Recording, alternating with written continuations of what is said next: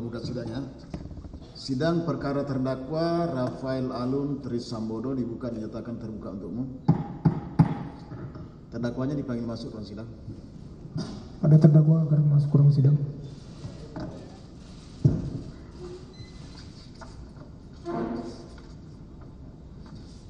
Ya, silakan duduk. Saudara terdakwa sehat? Sehat ya. Jadi hari ini adalah pembacaan putusan ya terhadap keberatan yang diajukan oleh penasihat hukum terdakwa. Ini sudah jadi Pak Jaksa, tapi saya baca singkat-singkat aja. Putusan nomor 75/Pitsus/TPK/2023/PN Jakarta Pusat. Demi keadilan berdasarkan ketuhanan Yang Maha Esa, tindak pidana korupsi pada Pengadilan Negeri Kelas 1 Khusus Jakarta Pusat pada peradilan tingkat pertama dengan acara pemeriksaan biasa telah menjatuhkan putusan sela sebagai berikut dalam perkara terdakwa nama Rafael Alun Trisambodo. Identitasnya telah termuat lengkap dalam putusan ini.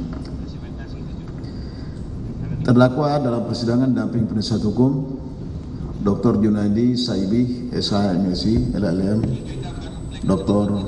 Marcella Santoso, SH MKN, Brian Manuel, SH LLM, Andi Ahmad, SH Arif Fadilah, Arifin, SH MH, dan seterusnya. Kesemuanya advokat berkantor di Gedung Tatapuri lantai 6, Suite 601, Jalan Tanjung Karang nomor 3, Tanah Abang, Jakarta Pusat. Terdakwa sekarang berada dalam tahanan. Pengadilan negeri tersebut telah membaca surat-surat dalam berkas perkara, telah mendengar pembacaan surat dakwaan penuntut umum sesuai dengan surat dakwaan telah termuat dalam putusan ini. Menimbang bahwa setelah pembacaan surat dakwaan penuntut umum tersebut, kemudian penasihat hukum terdakwa mengajukan keberatan sesuai dengan surat bertanggal 6 September 2023. Keberatan penasihat hukum juga sudah termuat dalam putusan ini.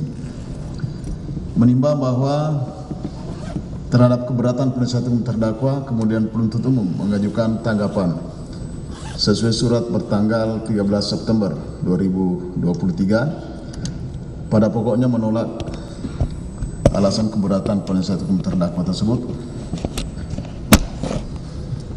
Menimbang bahwa kemudian majelis hakim langsung mempertimbangkan keberatan penasihat hukum terdakwa, yaitu pertama, surat dakwaan aku tidak dapat diterima. A. Pekerjaan terdakwa adalah pegawai negeri sipil yang merupakan aparatur sipil negara, sehingga apabila terdapat dugaan pelanggaran atas kewajiban atau tugas terdakwa, maka dugaan pelanggaran tersebut terlebih dahulu diperiksa oleh aparat pengawasan intern pemerintah atau APIP, serta diuji dan dibuktikan dalam pengadilan tata usaha negara. Penasihat hukum terdakwa merujuk pada Undang-Undang Nomor 30 Tahun 2014 tentang administrasi pemerintahan, bahwa hemat majelis hakim, alasan keberatan penasihat hukum terdakwa tersebut tidak dapat diterima karena Undang-Undang Nomor 30 Tahun 2014 tentang administrasi pemerintahan yang menjadi rujukan alasan keberatan berbeda ruang lingkupnya dengan tindak pidana korupsi yang diuraikan penuntut umum dalam surat dakwaannya terhadap terdakwa. Ruang lingkup Undang-Undang Nomor 30 Tahun 2014 adalah tindakan penyelenggara negara atau gestures handling dalam rangka untuk penyelenggaraan fungsi negara atau fungsi pemerintahan belaka, bukan penyelenggaraan fungsi negara yang mengandung tujuan untuk kepentingan pribadi penyelenggara negara.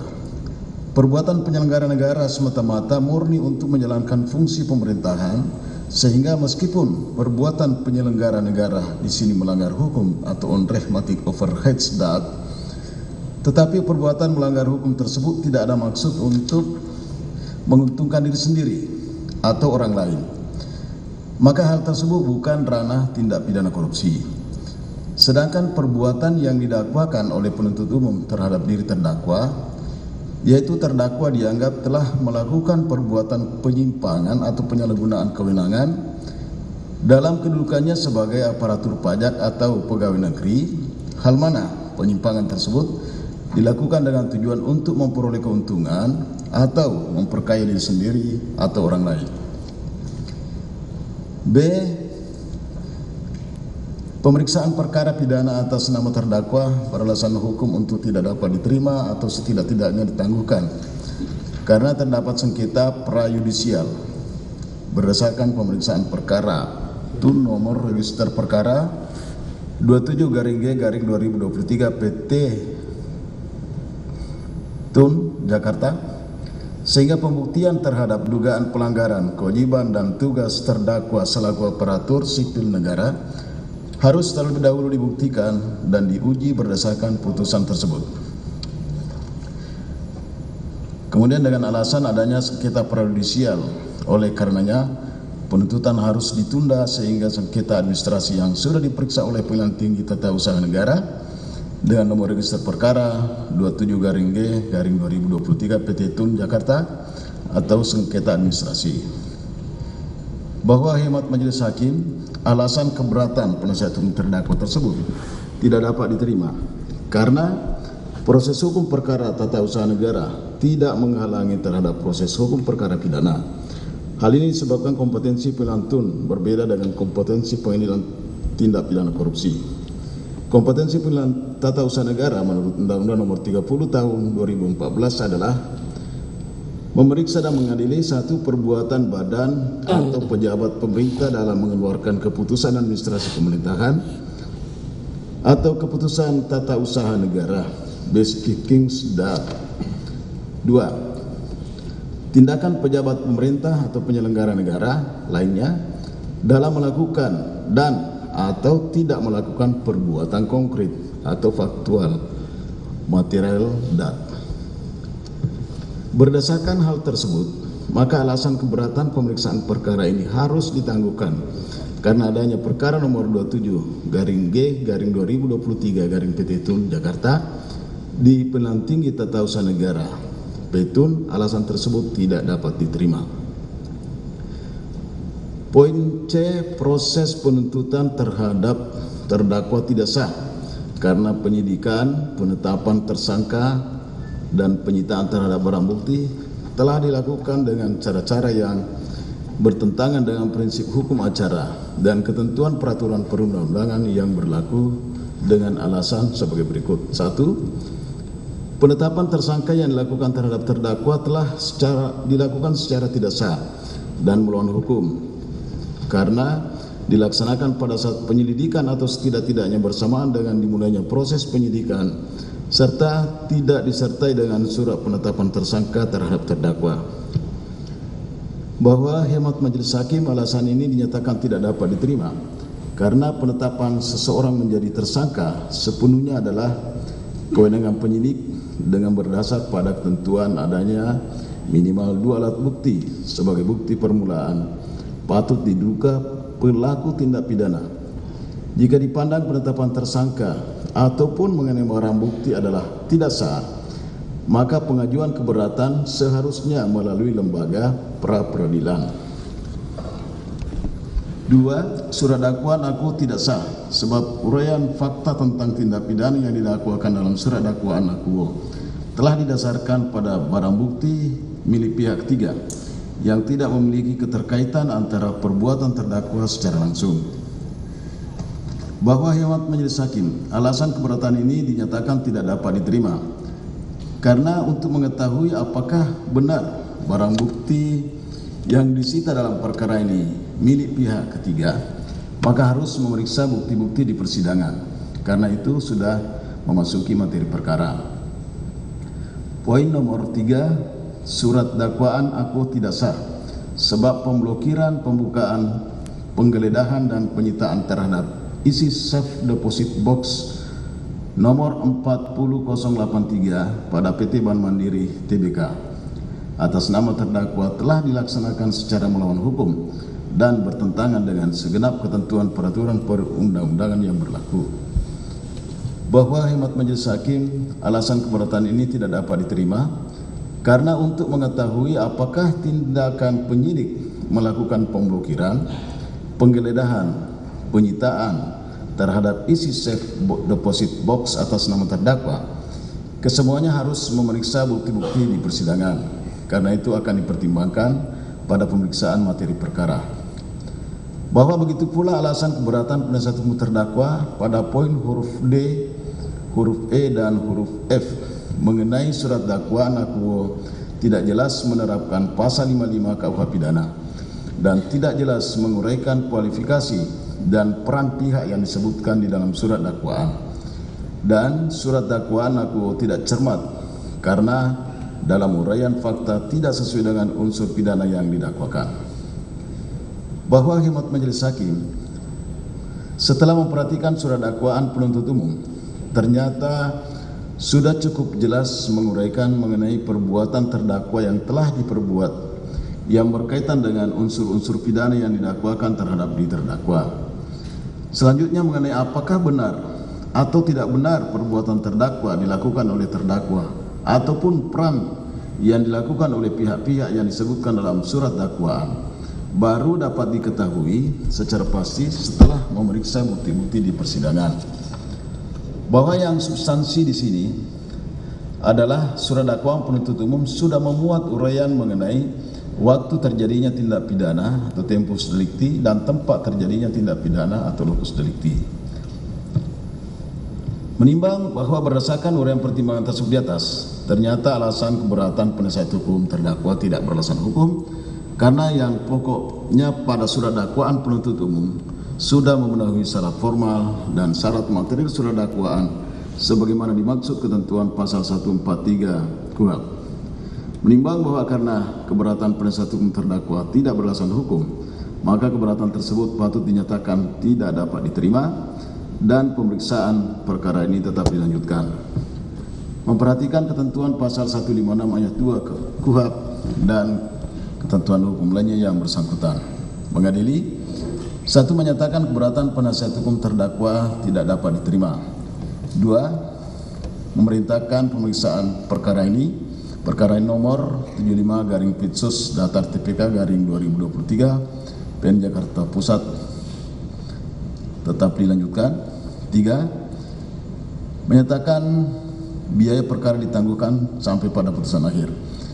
Demikian putusan ini dijatuhkan dalam sidang permusyawaratan majelis hakim pada hari Rabu tanggal 13 September 2023 oleh kami Suparman Nyumpa SKMH sebagai Hakim Ketua, Panji Surono SKMH dan Yani Basir SKMH Hakim Al-Khawf masing-masing sebagai Hakim Anggota. Putusan mana diucapkan dalam sidang dinyatakan terbuka untuk umum pada hari ini juga oleh majelis hakim tersebut dibantu oleh Willy SK Panitera Pengganti, dihadiri penuntut umum di hadapan terdakwa didampingi penasihat hukumnya. Jadi gitu ya pendapat majelis hakim setelah memperhatikan keberatan dan surat dakwaan penuntut umum menilai bahwa tidak beralasan hukum untuk dikabulkan sehingga pemeriksaan ini tetap dilanjutkan, gitu ya. Selanjutnya kita masuk ke pemeriksaan bukti-bukti yang diajukan oleh penuntut umum, yaitu saksi ya. Saksi bisa besok lusa, kita langsung mulai start hari Rabu.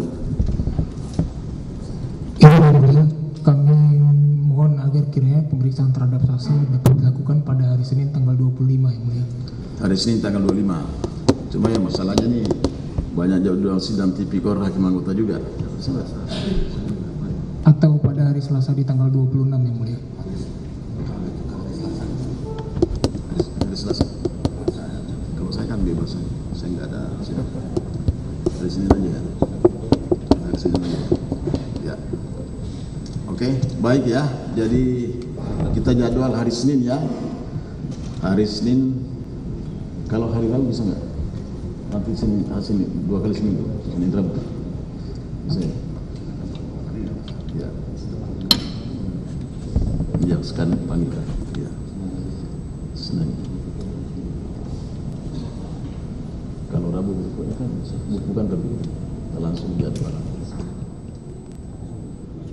Biar nggak bisa. Ya. Oke, jadi gitu ya penuntut umum. Karena ini kan banyak juga sidang tipikor, jadi kita mengatur dengan baik jadwalnya, jangan bentrokan dengan jadwal sidang tipikor yang lain. Karena ya pada umumnya sidang tipikor kan pagi sampai sore gitu ya. Jadi kita coba jadwal hari Senin dan hari Rabu, 2 kali seminggu. Itu ya penasihat hukum. Siap yang mulia. Jadi kita mulai Senin depan tanggal 25 ya. 25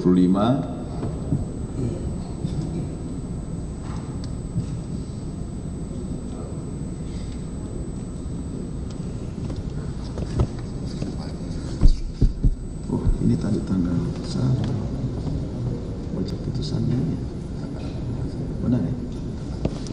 18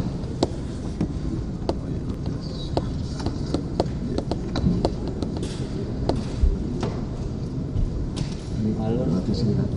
Ya. Jadi kita jadwal penuntut umum tanggal 25 dan nanti saksinya tolong diatur ya. Makanya langsung kita tetapkan 2 hari itu, Senin dan hari Rabu, supaya nanti diatur saksinya. Misalnya kalau memang yang diperkirakan memberikan keterangan agak luas ruang lingkupnya, tentu kan banyak waktu diperlukan. Nah, yang dibatasi lah jumlahnya, jangan terlalu banyak. Tapi kalau sedikit-sedikit keterangan saksinya yang diperlukan untuk pembuktian dakwaannya, ya bisa 5 orang, ya kan, 1 hari. Siap. Nanti diatur aja gitu ya. Siap. Ya, baik. Izin majelis, melalui majelis kita boleh minta list saksi yang akan dihadirkan pada hari Senin dan hari Rabu, majelis. Ya. Mungkin kalau tidak di persidangan ini, sebelum persidangan minggu depan supaya kita bisa mempersiapkan. Jadi kalau bisa nanti ditembuskan, dicat aja lah, dicat ya, daftar nama saksi yang akan diajukan kepada penasihat hukum, atau melalui panitera pengganti juga bisa disampaikan panitera pengganti, nanti panitera pengganti kontak ke kuasa hukumnya bisa, atau mau langsung juga disampaikan, itu kan informasi aja ya. Ya mungkin maksudnya supaya ada persiapan pertanyaannya nanti kepada saksi itu. Ya. Jadi saya kira udah cukup ya. Cukup Dari yang mulia. penasihat umum udah cukup. Cukup dari kami. Ya, baik. Jadi sidang ditunda hari Senin tanggal 25 September untuk pemeriksaan saksi, sidang ditutup.